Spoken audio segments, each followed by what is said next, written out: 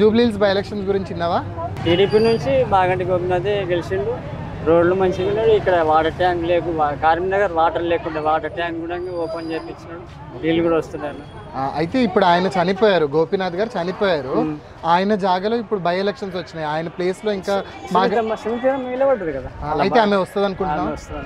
ఎందుకు అనుకుంటున్నావే? ఆయన అభివృద్ధి కార్యక్రమాలు చేసిండు కదా, చాలా చేశాడా? అదొక సమస్య వచ్చిండు, చేసిండు. రోడ్లు మంచిగా చేసిండు. ఇప్పుడు రేమందర్ అవుట్ పోస్ట్ నుంచి డివైడెడ్ రాయని చేపించిండు. అక్కడ గ్రౌండ్ అది పెద్ద గుంత ఉంటే గ్రౌండ్ చేయించినాడు.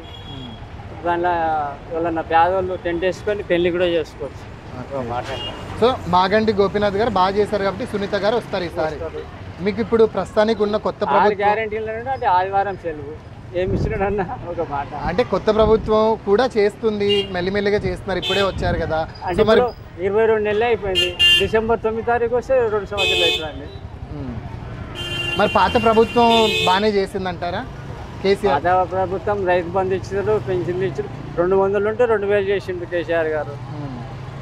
బియ్యం కూడా సన్న బియ్యం అన్నారు. సన్న బియ్యం రేవంత్ రెడ్డి ఇవ్వట్లేదు, కేంద్రం నుంచి వస్తుంది.